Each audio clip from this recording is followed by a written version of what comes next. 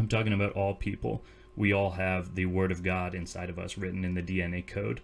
And these vaccines and these GMOs and all these chemicals and toxins, they are unraveling our DNA and they're turning us into mutants and monsters. And, you know, for those of us who stand with God and stand within the creative life force of the universe, right, we can withstand the onslaught of evil. We can protect ourselves in this time of great trial and tribulation. But, you know, for those who believe their own controllers, they unfortunately are doomed to sacrifice their children to this satanic cult and just feed them into the wood chipper of Big Pharma in a lifetime of chronic illness. And hopefully we can do something for them. So spread this information, brothers. In your head, they are crying. In your head, someday. Hello everybody, I'm Mango Thunderslice. And today is another bombing run against the pharma cartel, the last bastion of the satanic cabal, the evil forces on this planet that seek to pit us all against each other with meaningless bullshit, and meanwhile all of the wealth of the world is aggregated in their hands. But no more, I say, no more. Dark to light is where we're going. And so we're just going to continue the bombing run against the vaccine program. You know, basically, just as a heads up, I'm going to continue to cover all sorts of topics on this channel, but this is basically, they've declared war on us, right? They've said you do not have bodily autonomy and you are all our chattel slaves, and we reserve the right to forcibly inject you as if you were cattle, right? As if you were livestock in our pen, right? And, you know, for a lot of people, the willing slaves, right, the commies and the socialists and all these sycophant liberals who just worship the authorities, the false authorities, just for giving them that answer so they can feel like they know what they're talking about, right? Those are the people who, you know, there's really not much we can do for them, right? But there's a whole swath of people in the middle who have never really participated in politics, who haven't really been paying attention. Maybe they know a little bit about this or that, you know, now they know about a few conspiracies. They generally distrust society. They know that there's, you know, scummy people at the top, corrupt people. Just saw a statistic that only 1 out of every 3 Americans, or 1/3 of Americans, believe that Jeffrey Epstein actually committed suicide, right? So 2/3 of the country believes that that is a fake story. And that's, you know, that 33% is what I'm talking about. There's nothing we can do for them. They are the willing slaves. But, you know, basically there's a whole bunch of people who believe that that story is false. They might believe that Trump had something to do with it. But, you know, the more that people distrust the establishment, that's a good thing for us, right? I can work with those people. I can even work with the socialists and the commies to a certain extent. It's basically those calcified... you know, usually boomers, basically, who just basically have put faith in authority their entire lives and just cannot even fathom a world where they that the authorities would lie to them, and they just are totally oblivious. You know, even though Eisenhower warned everybody, the threat of a scientific and technological elite taking control of the government and the public narrative is a very real threat. Right, and people remember the military-industrial complex part, but he also was warning of a scientific and technological elite who would seek to place a stranglehold on information and control the minds of the people. And that is exactly what has happened to a large degree. Luckily, the internet has broken out of the stable, and there's nothing they can do to stop, basically, the total liberation that's happening. You know, we might not get everybody, but I don't really care about getting everybody. I want to get the people who deserve to be free. I want to help them, and that's what this video is for. Right, so, you know, the vaccine thing, right, is just keep on going. People, the sycophants are out in force, right? There's HuffPost, right, the Puffington host. Mandatory vaccination is the answer to our measles epidemic. And this was published at the end of August, just a couple weeks ago. And basically, we must learn from what works in other countries and impose childhood vaccination as a matter of urgency. Right. It's like people don't even, you'd think that, right, Ulrich Sucha, you'd think the Germans would learn, right, that after getting beaten in 2 world wars that you can't impose, forcible medical procedures on people. The informed consent of the patient is of absolutely critical importance, right? It's not even just the Nuremberg Code, it's also the Universal Declaration on Human Rights. The informed consent of the subject, of the human patient, is absolutely essential. But we'll just cast that all away just for the sake of virtue signaling on behalf of pharma, right? This is a Reddit post that was shared to me by a good friend, right? Basically, Reddit has purged all the good stuff, so now it's just a bunch of shills and commies left, and just worshipping their own masters.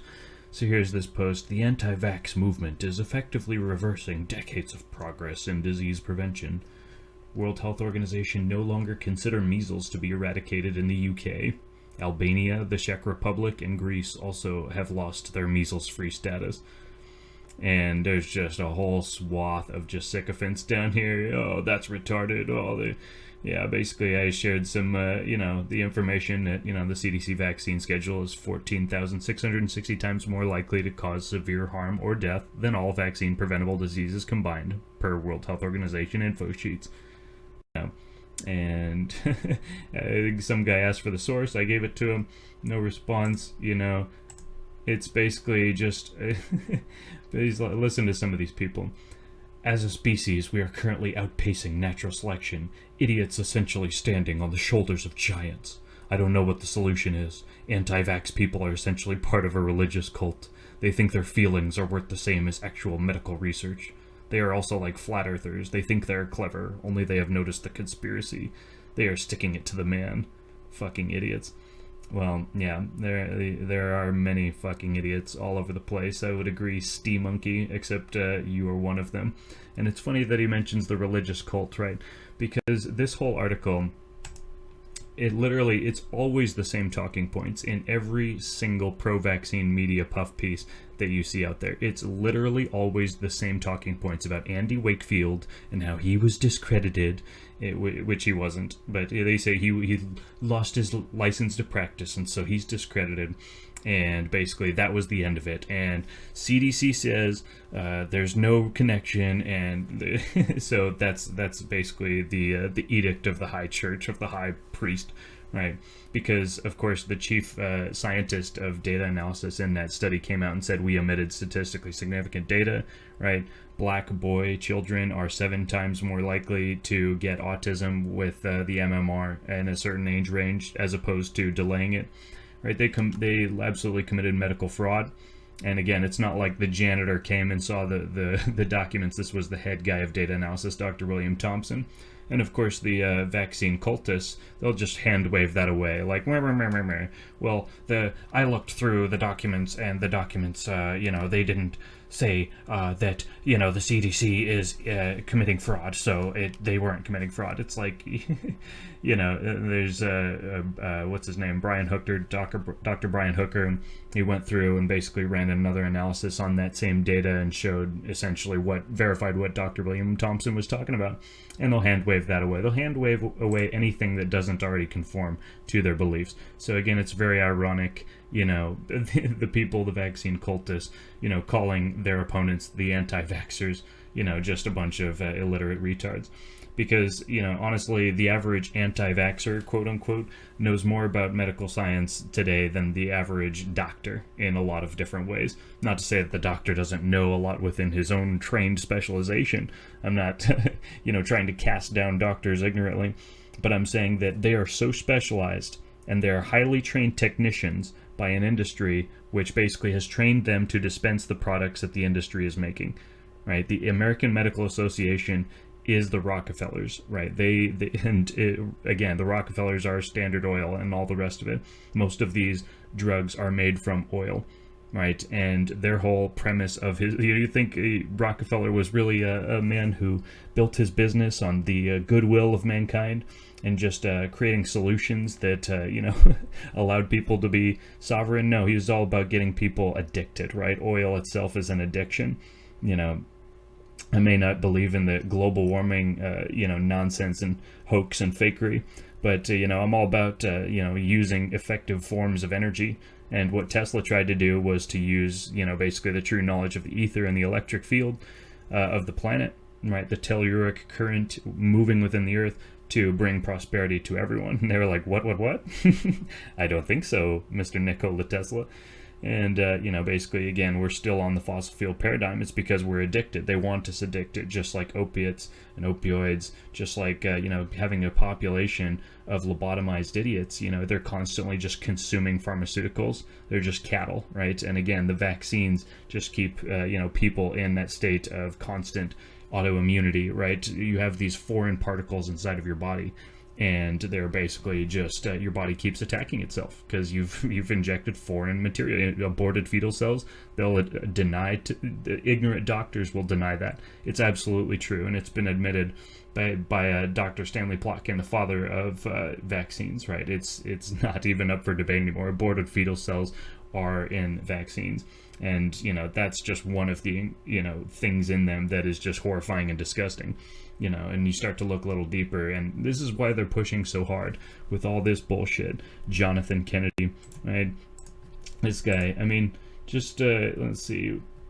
Jonathan Kennedy is going on about Albania, Czech Republic, and Greece have lost their measles-free status. Measles is a highly infectious and potentially deadly disease. I like how they phrase that, potentially deadly, because it's really only potentially deadly if you're malnourished. So that's why, they like to inflate the global numbers, right, for all the, measles deaths in the Congo and the jungles of Africa. But, it's not in the United States, right? Oh, the measles cases, nobody died. Nobody died at all. It is a coincidence that the news broke the day after Boris Johnson, the UK Prime Minister, provoked widespread outrage by proroguing Parliament. But the increasing prevalence of measles must be understood in the broader context of rising populist sentiment and drawn-out political crises. Measles is a highly infectious and potentially deadly disease, but it can be prevented with a cheap and easily administered vaccine. If over 90 to 95% of a community is vaccinated, herd immunity is achieved and outbreaks are unlikely to occur. So, in this article is just literally the same old talking points, and it's extremely boring, so I'll spare you all of that because I'm sure you've already heard it 1,000 times in the media, right? He mentions the Andy Wakefield, right? Still, Wakefield's ideas continue to have enormous influence. A survey of 2,600 parents published in January by the Royal Society of Public Health shows that 21% of parents in the UK think MMR causes unwanted side effects, and almost 10% of parents choose not to give their child the MMR vaccine, mainly because of fears about side effects. In June, the Wellcome Trust published the results of a survey of over 140,000 people. Only 73% in Northern Europe, which includes the UK, 59% in Western Europe, and 40% in Eastern Europe agreed with the statement that vaccines are safe. The figure was 72% for the United States. The World Health Organization listed vaccine hesitancy as a top 10 global threat for 2019, and one that, quote, threatens to reverse progress made in tackling vaccine-preventable diseases. The NHS points out, quote, vaccination is safe and important. And the World Health Organization states that, quote, vaccines are safe. This raises the question, why do so many people believe unproven theories about the informed advice of medical doctors and public health authorities? Well, Jonathan, maybe it's because the adverse events actually are happening, and parents are witnessing their child regress into autism within hours and days after receiving their routine injections of vaccines. Right? It's you, these blind morons up in these ivory towers that are looking purely at the data from the official authorities and won't listen to any people down on the ground that are telling you the vaccines caused my child to basically regress, to have seizures, to have anaphylaxis, to regress into autism, to basically lose their ability to speech, to basically their eyes, basically all of a sudden aren't aligned, and basically they have a lazy eye. All these different things accrue. You're destroying the nervous system of the child by injecting neurotoxic aluminum, right? It's just like basically putting basically we've already established that aluminum in deodorant, basically is a factor in Alzheimer's. And it's funny that we accept that applied topically aluminum is dangerous to the brain, but when we inject it into the muscular tissue of the body, yeah, then no, that's totally fine. It's an absolute joke. And it's just sad to see how many just sycophant losers are out there who just lap this shit up. And yeah, he's talking about the post-truth age. It's the age of the internet, right? Russian trolls and bots that interfered in U.S. presidential elections, right? Anything that they disagree with, any arguments that are actually coherent and effective at rebutting their propaganda, they just attribute to Russian trolls, right? A full 63 million Russian trolls elected Donald Trump in 2016, and hundreds of millions of trolls, of Russian bots out there, are just out there, basically preventing the empire from fulfilling its will, right? It's just all these Russian bots. It's not real Americans that are doing this. It's all just a bunch of Russian bots.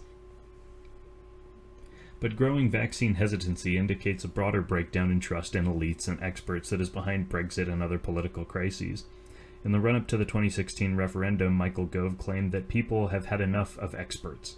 He was referring to economists, but this sentiment has wider relevance in the so-called post-truth age, when appeals to emotion appear to be more effective at influencing opinion than facts and evidence.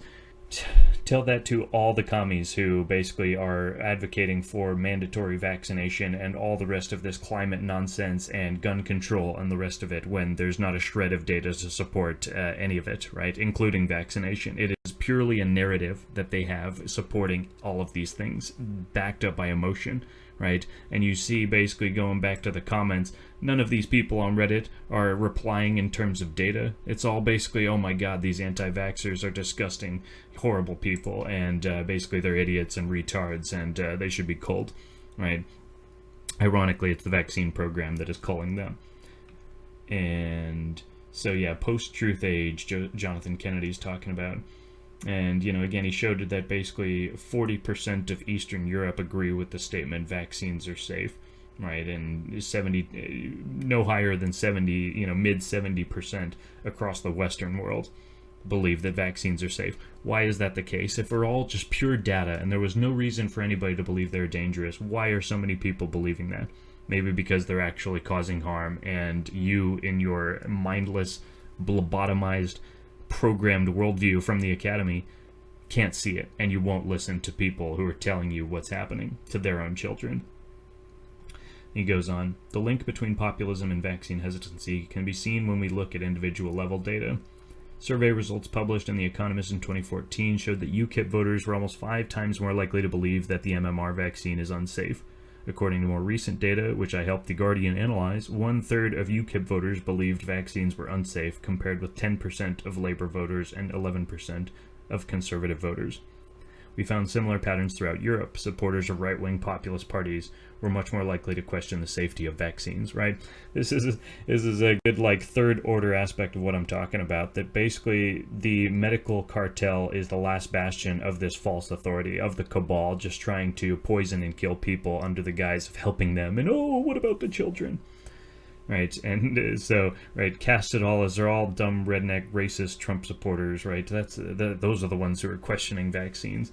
They want to just paint, and the funny thing is about vaccines, they're even complaining about it in the media now, of vaccines are uniting the left and the right. Basically, one believes that the government needs to be reined in, and the other believes that pharma is evil and only cares about profits. I was like, hold on, how are those mutually exclusive, right? I'm pretty sure that the smart people on the right and the left believe that both of those things are probably true, right? And they are. Pharma is evil and the government needs to be reined in, right? And the beauty of this is I see literally no other issue in the entire world today that has the potential to bring together people on the right and the left like the vaccine issue. We all love our children. Except for the Satanists, they don't care about their children. They just want them to become trans so they can virtue signal their friends, right? But all the regular people of the world, the vast majority, absolutely care about their children. Some of them might be listening to terrible advice and having their kids be drinking fluoride and, basically eating a whole bunch of garbage food and taking a bunch of vaccines that are neurotoxic. But this is why we have to keep this war going. And even if, there's hardly any views on this channel, the few of you that are out there, I appreciate you. And, basically, if you can even use this information and these presentations to convince even 1 or 2 people, then it's all worth it. And again, I'll keep doing it just because I enjoy it. I like to just take pot shots at the empire. I'm going to stand up on this hill, basically mandatory vaccination in the state of Jefferson. they awoke a demon, right? And I'm going to stand up on this hill and I'm going to keep loading magazine and cartridge after cartridge until basically the pharma has given up and waved the little white flag. So continuing on with the end of this article, it is interesting to note that the 3 other European countries that lost their measles-free status are also in the midst of profound crises precipitated by a breakdown in trust in the politicians. In June, Albania's elections were boycotted by the main opposition party, who accused the prime minister of previous electoral fraud and corruption. In the Czech Republic, hundreds of thousands of people have taken to the streets this summer to protest against alleged economic fraud perpetrated by the billionaire prime minister Andrej Babis. Greeks have suffered massively since 2008, with GDP still 20% lower than pre-crisis levels. Alexis Tsipras' left-wing government was recently defeated by New Democracy, which has been described by some observers as a right-wing populist party. Right, so populist, that's their word for the left and the right of people who actually want what's good for the people. Imagine that, who don't want international wars and mass migration and, you know, all this communism. Right? Imagine that, populist. Right. All of this shows how political crises and measles go hand in hand, just as Boris Johnson's maneuvering does not undo all the progress that has occurred in British politics since Charles I. The UK losing its measles-free status does not signify a return to the Dark Ages. It is nevertheless alarming to see how precarious both the rule of law and public health are in the current political climate. Indeed, right? They think that they're safe and just, the people will just keep believing every word we say, right? Well, at a certain point when, you know, 1 in 30 kids, 1 in 40 kids has autism, and you won't even listen to the parents who are telling you the vaccines are doing it, well, then, you know, a critical breaking point has to be reached at some point. And, oops, oh yeah, look at this headline today. Philippines declares new polio outbreak after 19 years. And, yeah, so basically public health officials declared a polio outbreak in the country on Thursday, nearly 2 decades after the World Health Organization declared it to be free of the highly contagious and potentially deadly disease. Health Secretary Francisco Duque III said at a news conference that if authorities have confirmed at least 1 case of polio in a 3-year-old girl in southern Lanao del Sur province and detected the polio virus in sewage in Manila and in waterways in the southern Davao region. These findings are enough to declare an outbreak of the crippling disease in a previously polio-free country like the Philippines, he said. The World Health Organization and the United Nations Children's Fund expressed deep concern over polio's reemergence in the country and said they would support the government in immunizing children who are the most susceptible and strengthening surveillance. As long as, quote, as long as 1 single child remains infected, children across the country and even beyond are at risk of contracting polio, UNICEF Philippines representative Oyen Dendevnorov said. World Health Organization and UNICEF said in a joint statement that the polio outbreak in the Philippines is concerning because it is caused by vaccine-derived poliovirus type 2. The weakened virus used in vaccines replicates for a short time in children's intestines and is excreted in their feces. In rare instances, they said, the weakened virus can strengthen in areas with poor sanitation and hygiene. Children who have not been properly immunized can be susceptible. Right, so it came from the vaccine, but you need to get more vaccines to protect you from the vaccine virus that was already, you know, eliminated, and now it's back because of the vaccine. So take your vaccine. Right, logic. They said the last known case from a wild strain of the virus in the Philippines was in 1993. Wild poliovirus type 2 was declared globally eradicated in 2015. There is no known cure for polio, right? And if polio was eradicated, and if the polio vaccine is the only source of polio, why don't we just stop the polio vaccine, huh? Some thoughts for your day. Food for thought. There is no known cure for polio, which can only be prevented with vaccines. Duque said his department will launch a mass vaccination campaign next month for children under age 5, starting in the Manila metropolis, Lanao del Sur, and Davao, where the virus was detected. The government's immunization programs were marred in 2017 by a dengue fever vaccine made by French drug maker Sanofi Pasteur, which some Philippine officials linked to the deaths of at least 3 children. Duque and other Philippine health officials say they have worked to restore public trust in vaccines since then. Oh, well, good job, yeah. The government halted the dengue immunization drive after Sanofi said a study showed the vaccine may increase the risk of severe dengue infections. Is anybody noticing a pattern here? Is it just me? I feel like I'm taking crazy pills. More than 830,000 children received the dengue vaccine under the campaign, which was launched in 2016 and halted in 2017. Sanofi officials said the dengue vaccine was safe and would reduce dengue infections if the vaccination drive continued. It's just like these. You understand when they call us religious cult members and they put out articles like this and say things like this, doesn't it not remind you of like almost the Catholic Church in the Dark Ages speaking like, you know, from the Bible, whether or not it was from the Bible, people didn't know, they were illiterate, right? None of this makes any sense. They're basically saying that the vaccines caused the polio infections. Polio, the wild polio is already gone, but you need to take more vaccines and get more polio into the sewers and whatnot, you know, basically, and that'll help you. And we're causing our own problems, and they still can't see it. They even admit that the dengue vaccine does the same thing. And we tried to rebuild, you know, we tried to rebuild trust, and yeah, basically, good job, guys. Golf clap. At least 95% of children under age 5 need to be vaccinated to halt the spread of polio in the Philippines, World Health Organization and UNICEF said. Right, and, you know, Forrest Moretti, I haven't read this one. Space Panther is reading it. I have been meaning to do a review of one of his other books, which was The Autism Vaccine, which was an absolutely fantastic book, basically talking about how the emergence of autism in the world, both in the United States with Leo Kanner and in Germany with Hans Asperger, literally coincided with the introduction of the aluminum adjuvant in vaccines.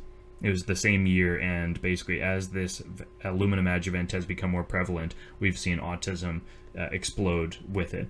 And because aluminum is uptaken, you know, in variable concentrations throughout the brain, we see a range of different issues. It's not all uniform, right? And that's why it's called autism spectrum disorder. And what is vaccine shedding, right? Live viral vaccines contain a weakened or attenuated version of the virus, right? And so you know, when you get a vaccine, you're spreading the virus. Not, well, for the live virus ones, not all vaccines are live virus. But the point remains, as many anti-vaxxers point out, that you cannot eliminate you cannot eliminate measles with a measles virus that is live virus, right? And as we just saw in a previous article, they're getting polio from the polio vaccine. Right. Live attenuated viral vaccines can cause vaccinated persons to shed vaccine strain virus for a period of days, weeks, or months, potentially infecting others and leading to symptoms of the very disease the vaccine was intended to prevent. One recent study revealed not only that influenza virus may be spread via simple breathing, i.e. no sneezing or coughing required, but also that repeated vaccination increases the amount of virus released into the air.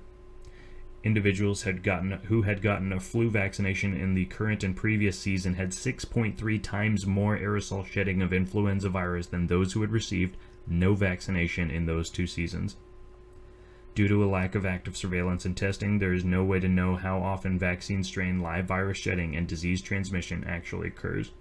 Right, so their vaunted scientific proof of the safety of vaccines is a spotlight focused on one part of the floor, right? And there's all this science that they're just not looking at, and they're not reporting it in the media. The authorities aren't talking about it, but it's all exists, it's all valid, it's all science, and they'll just ignore it because, again, they're in a religious cult, and it's a satanic religious cult. And basically they're not going to listen to anything that tells you, oh, God created us in his image and our body is perfect and we just need to feed it that life force in order to have a body full of life and free of disease. It's very simple.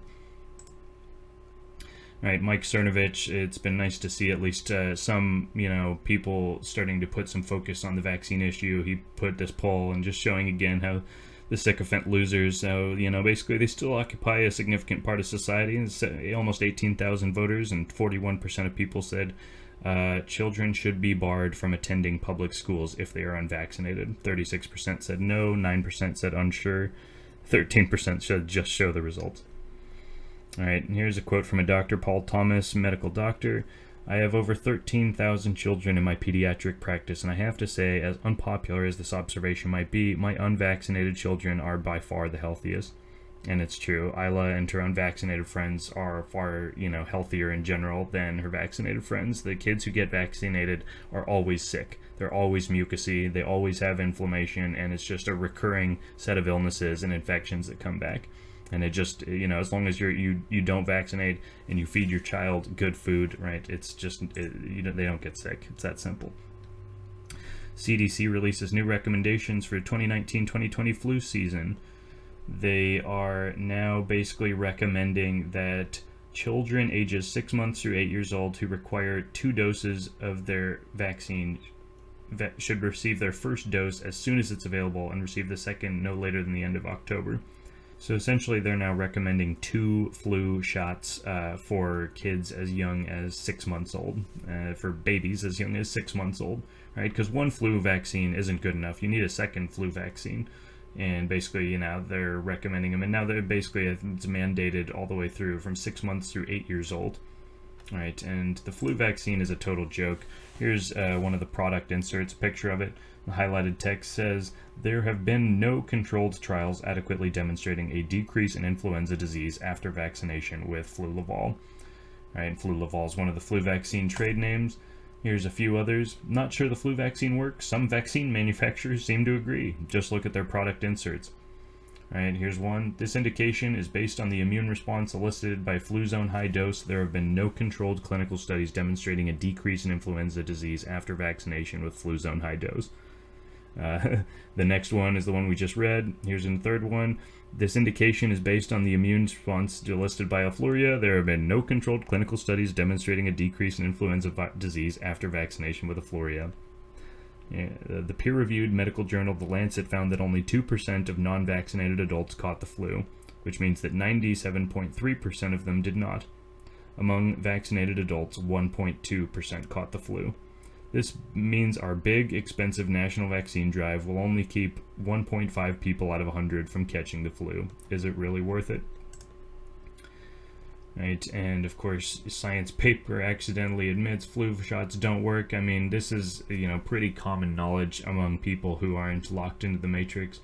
But basically, they just manipulate all the numbers and make it seem like vaccines are these miracle when they're really not. And, they're not actually helping anybody with mass vaccination campaigns. And they'll attribute things to flu, which are actually other things, and it's all just one big joke, and everybody just takes them as if they're the priest, right? Because that's just priests in white robes. Why herd immunity doesn't apply to vaccines, right? It's what they'll all say. What about herd immunity? Vaccination does not guarantee immunity. This, my friends, this is the main argument made every time someone advocates for stricter mandates and elimination of personal belief or religious exemptions. Herd immunity. Vaccination does not guarantee immunity. Primary failure. 10 to 75% of vaccinated people will not be protected from the disease.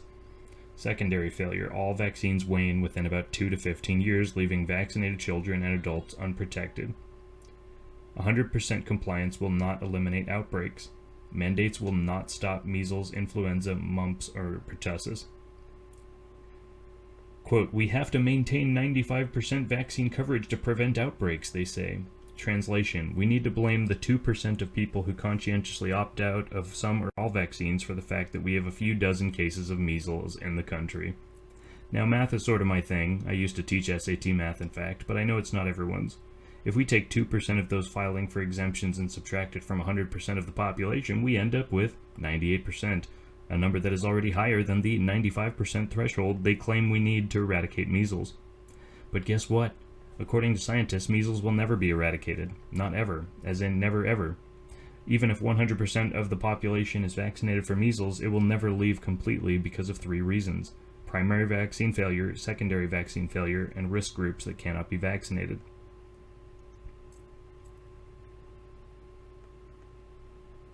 1. Primary vaccine failure is the percentage of vaccinated individuals that never produce sufficient antibodies to protect them from the disease, even with boosters and extra doses.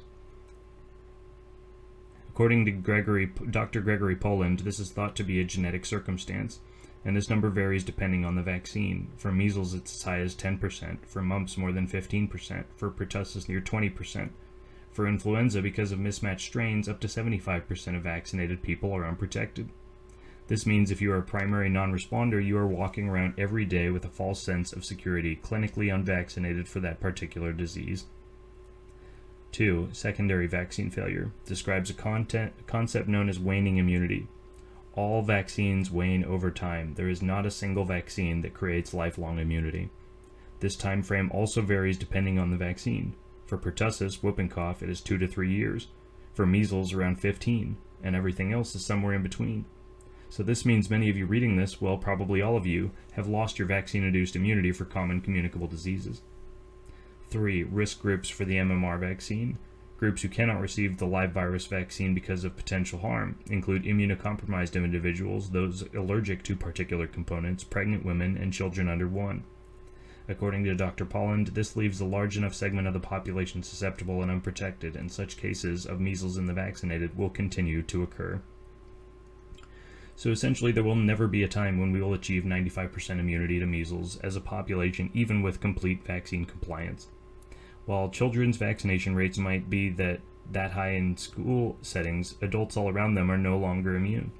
It's why we keep seeing so many vaccinated cases and adult cases during disease outbreaks. Dr. Polland says, this leads to a paradoxical situation whereby measles in highly immunized populations occurs primarily in those previously immunized. So why are they forcing legislation in several states across the country for stricter mandates if that 2% is not responsible for measles? If in reality we are closer to 40 to 50% vaccination coverage as a population, why do they keep coming after vaccine choicers with pitchforks, asking everyone to join in on the social witch hunt? But wait, what about herd immunity? Herd immunity, originally termed in the 1930s by Dr. Arthur Hedrick, was a theory created after witnessing patterns of natural measles immunity in the early 1900s, where he concluded that 68% coverage was sufficient to prevent large outbreaks. But this theory relies on actual immunity, and people forget vaccination as a flawed practice cannot create actual immunity in everyone. A 2011 article in Vaccines, edited by Stanley Plotkin, says, quote, much of the early theoretical work on herd immunity assumed that vaccines induced solid immunity against infection. Theoretical. Assumed. What's funny is after the measles vaccine was licensed in 1963, the medical community declared a goal of eradicating measles by 1967. But 1967 came and went, and it still wasn't gone.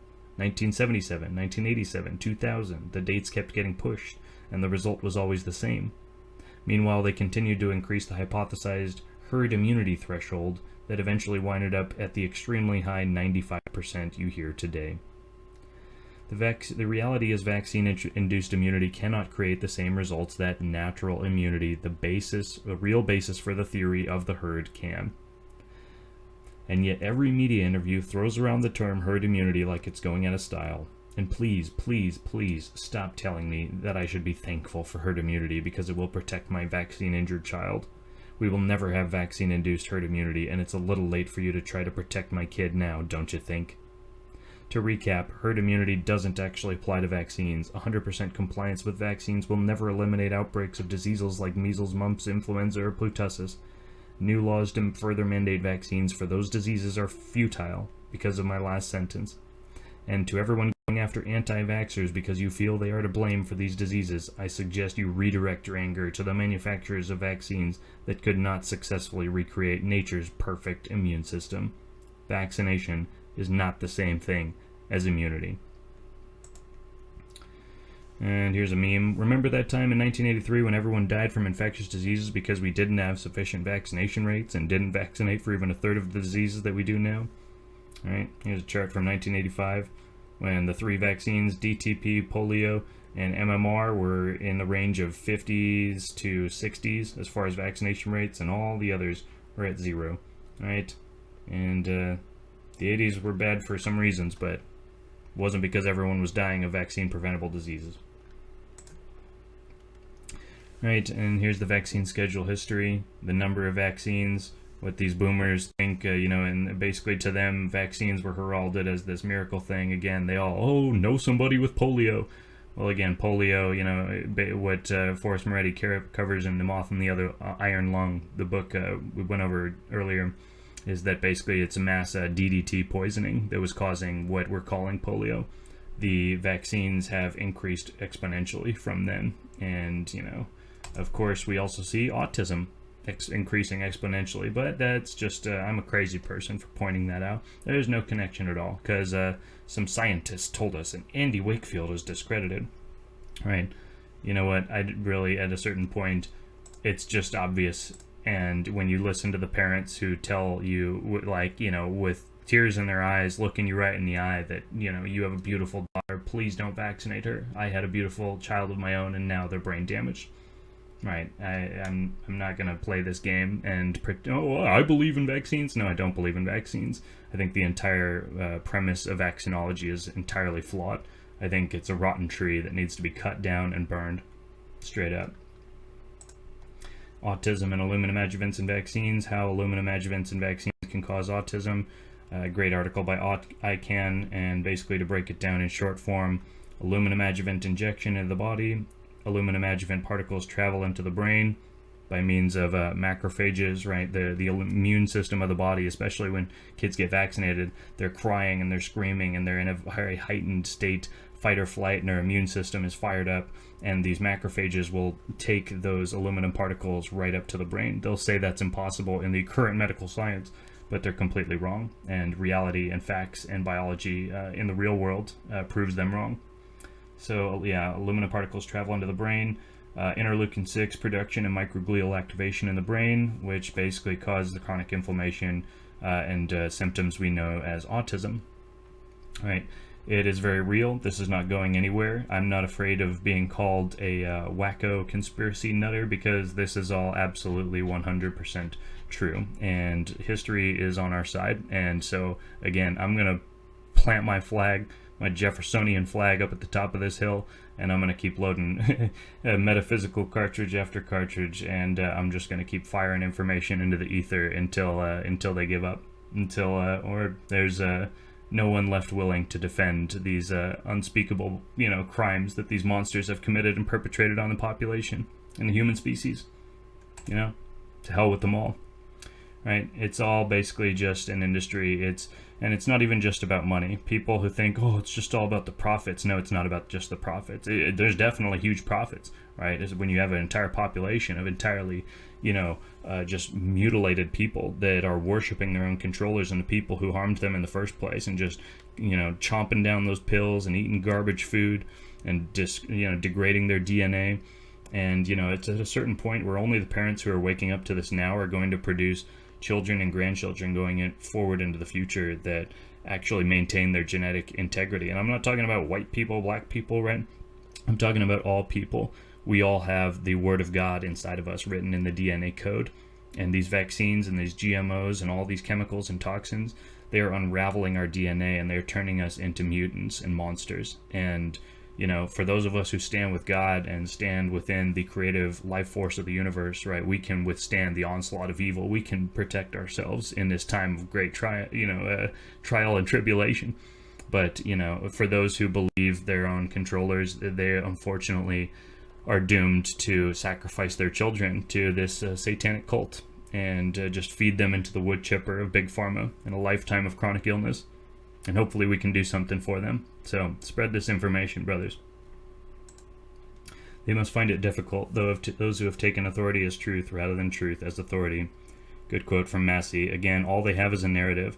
They'll give you a quote, right? Vaccines are safe, in quotes, as if it's a slogan or a corporate motto, right? Because it's not true, in fact. And even using their own data, they can't verify it. And I've shown you, basically looking at their own numbers, that their own numbers say that 1 in 9 children who will get a severe adverse event, you know, not just dizziness, right? We're talking about seizures. We're talking about anaphylaxis. We're talking about, you know, basically regressed development. We're talking about, you know, retardation. That 1 in 9 kids will be in some form neurologically damaged or become retarded as a result of the vaccine schedule.